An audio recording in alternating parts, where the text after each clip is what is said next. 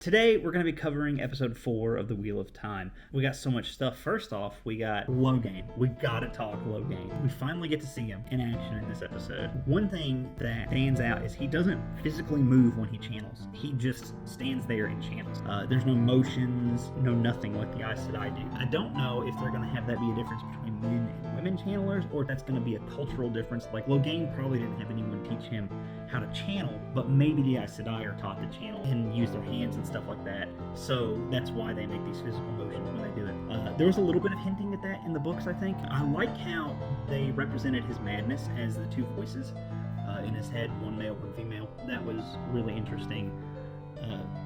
We've been wondering how madness is going to present. Like, clearly at the very beginning of episode 1, that channeler that they were chasing, Leandrin and her Reds were, he saw another person, like a physical human. But Logain, it's his weaves talking to him, or at least in his mind when he's channeling, the weaves shape to the folks. And I also liked that he didn't end up killing the King of Gildon. Instead, he instilled loyalty in him, and that is so Logain. Like, that is so perfectly that character, right? I knew Rafe kind of probably understood Logain when he mentioned that he was expanding his story, but I think he really gets what makes Logain tick, because within those first 2 to 3 minutes of the episode, we get so much development into who he is and what he's about and what he values. You wouldn't get that if fans weren't writing this show. Nynaeve at the Aes Sedai camp, we basically pick up from where we left off. Leandrin comes to talk to her, and Nynaeve is a little off-put by her. When Leandrin leaves, when Lan shows up, she says that woman is a snake.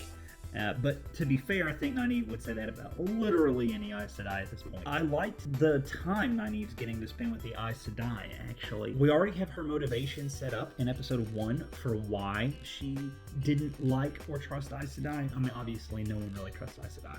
I just love how we get to see Nynaeve palling around with the warders and, getting to know some of the Aes Sedai a little bit. Seeing their camp, seeing how they run, seeing how they operate. It's gonna just flesh out some of those feelings that she's gonna have about them later, and I'm really enjoying it. And then another great side effect of this was we get to see more time with her and Lan that was just kind of glossed over in the book. There's character development that happens between them that is basically all off screen, so anytime we're seeing Nynaeve and Lan on screen, it's new. It's new to us book readers too. There's a lot of new stuff here, so I don't want to give too many spoilers or anything in case you are a non-reader, but there's a lot of character development for not just Lan and Nynaeve either, like multiple other characters because they're all away from each other at various points throughout the Eye of the World, and lots of things happen off screen that later get referenced.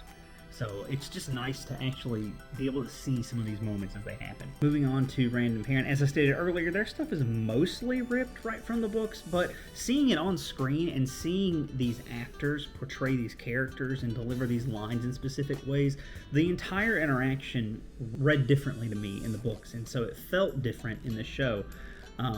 Aram, Daryl McCormick's character, for example, I never liked him in the books, at all, but that might have just been my reading of him. Maybe I put too much petulance or distrust or aggression towards Perrin on him in the books, right? And again, like we have in the books, the unreliable narrator aspect too. Maybe Perrin characterizes Aram that way when they meet him.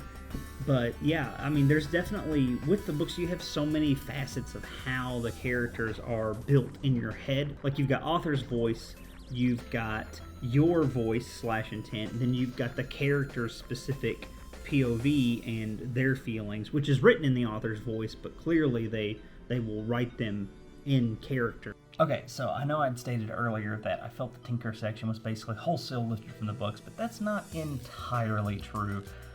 It's definitely got some liberties taken, mostly with who's telling what information at what points, but there's one scene with Egwene and Aram that just does not happen in the books, and I feel like this scene was very strategically placed and manufactured to kind of endear us to Aram's character a little bit.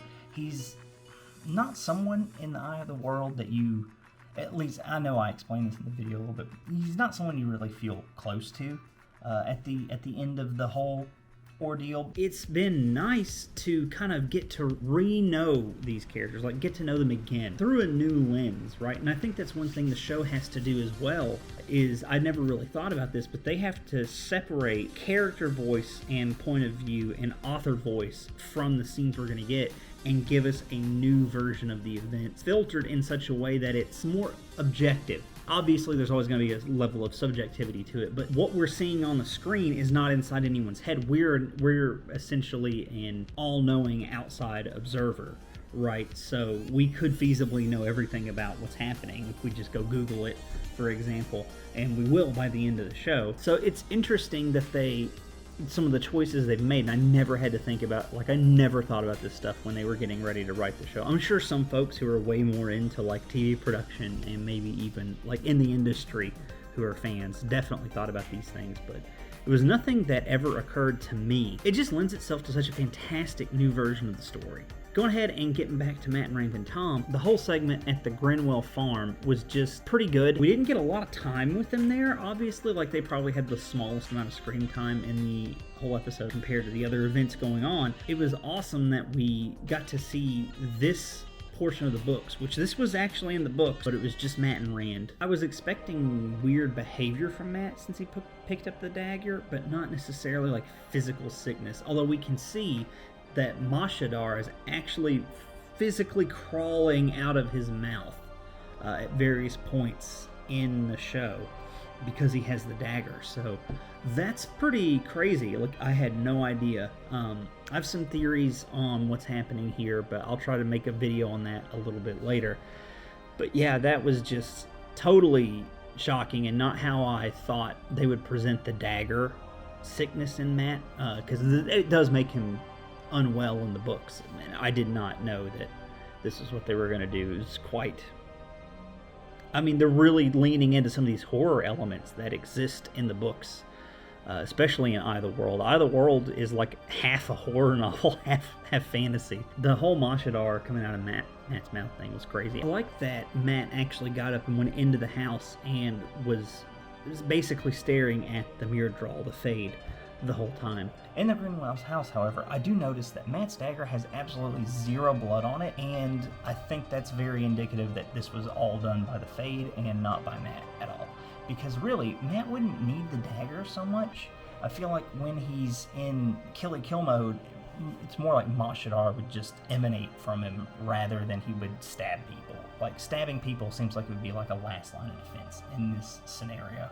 So yeah, I'm big on Matt did nothing wrong, and I think he just kind of stumbled into it because while he's asleep, Mashadar is probably more active in his subconscious, and it's forcing him to get up and go track down the Fade because it senses it, and it absolutely hates Shadow Spawn. So Matt's kind of got some of this like sensing of the Dark One's minions innate to him now, and probably we'll see some of his hatred and ferocity against Trollocs if they end up coming across one or another Myrddraal, like ramp up a little bit. Oh, and then Rand's dream was so intense with Perrin hammering away at that body. I'm not sure, I'm on the fence. I'll have to go back and brighten it up when I rewatch it next time, but that's either Isla, the Tinker Lady, or it's Layla, his wife. I'm just not sure who what dead body he's hammering on there. Perrin is definitely hammering on the body of Layla, not a Tinker, because I could see Helena Westerman's braid and then she's wearing the wedding ring, so I think that maybe it's symbolic of Perrin trying to fix his wife with the hammer. There's an obvious one tied to Matt, but I'm not going to pull that up. It's kind of low-hanging fruit for book readers, but it's just so weird because that's blood on his hand, I think. And I mean, is it foreshadowing that Rand is gonna assume he attacked the family, or is it foreshadowing that Matt will kill somebody later on, like or stab someone with the dagger maybe? We don't know. And then Bailey comes up and grabs Egwene. Kind of disappointing that he's not really talking or interacting with the kids, but I'm hoping that by the end of season 1 he'll at least have some speaking lines with Rand. This episode, like I said, that there were things keeping it from me calling it like the greatest episode of TV I've ever watched, and that was some of the pacing. I still kind of feel that way. I'll have to wait and see on a third. I do not feel that as much as I did after the first watch, so I'll have to give it to the third or fourth watch before I really make that decision. But there's a lot to unpack in this episode, I guess is what I'm getting at. Moving on to the Nynaeve section of the episode, which was my absolute favorite part, as I assume it will be everyone else's. You know, I kind of already touched on it, how I like we're getting this screen time with her. That was, a lot of this was off screen in the book, and we're getting to see character interactions between her and Lan and Moiraine, and even more Aes Sedai at this point, and the Warders, and it was just phenomenal. I have to call out, Peter Franzen stole just about every freaking scene he was in. That is an A+ casting. Wheel of Time crew, absolutely wonderful. I'm so happy he's in this show, because that man is very charming. I really like the relationship between Lan and Steppen. They have a little bit of history there. They joke around just a little bit. I love seeing all of the Aes Sedai and their warders, Krenny and Steppen, and then Alana and Maxim and Ivan. Just phenomenal. Oh, Priyanka Bose as Alana. All of the cast is endearing me to their characters. There's really not one that I hyper dislike in this adaptation so far. They've nailed it down pretty effectively. Moving on to the end of the episode. This is the real meat and potatoes of what everyone wants to talk about. Holy balls, was that fucking awesome. Oh my god, I can't believe it. I cannot believe the end of this episode. So first, Logain breaks his shield as his dragon swarm the camp and unleash an attack. And then he breaks out and knocks back Krenny and Liandrin. Moiraine shows up, just talks to him. She's talking to him because she's looking for the Dragon Reborn, right? She's trying to see who the dragon really is. And we're like, well, kind of makes you think, did Moiraine orchestrate his breakout or something like that? But then we find out she's just biding for time until the other two get up and they can all start working to shield him, because she insults him kind of at the end and says the true Dragon Reborn will be like a raging sun. Oh, that line, and Logain got pretty pissed. But as they all go for the shield, his power is so strong, he eventually tries to kill Moiraine and Liandrin, and Krenny blocks it with a weave, but the power is so strong it knocks her back into the wall and ends up killing her. I think she also gets stabbed with like a sardine spike of something. I don't know what it is that necessarily killed her, but you can see it in her chest as she falls down the wall. And this goes back to the trailer where we were all like, yes, this is where Krenny dies, and we were 100% correct, but we're wrong exactly at where it was happening. It was not when she hit the pillar, but when she hits this wall here. That's what causes Steppen to go like berserker mode and leap at Logain and smack his axes against the shield, which then allows Logain to shatter his axes and absolutely awful. I was in complete shock. But then, finally, Nynaeve snaps, and then she channels so much and so hard that she heals everyone. She looks like a raging sun. That throws Logain off, because at that point he realizes that he is not perhaps the Dragon Reborn, which then allows Liandrin to start shielding him after everyone's healed, and all the other remaining Aes Sedai link with her, and then Alana shows up and link, and they just gentle him right there. Have it done. I like how they show it was an immediate effect, the loss of the ability to touch the source on Logain. Yeah, he was just extremely saddened, and his face I could feel the loss of the will to live there. So anyway, I've been going on for a hot minute here, y'all. I'm gonna go ahead and wrap the video here. It was just a phenomenal episode. Best ending to a television show I've seen. Still not sure if it was one of the best episodes I've ever seen. But yeah, go ahead, like the video if you liked it, dislike it if you didn't. Subscribe to the channel for more content from me. I want to call out my high-tier patrons, Unraveling the Pattern and Dara Sedai. Thank you so much. All my other patrons, I see and appreciate you. As always, thank you all for watching, and I will catch you next time.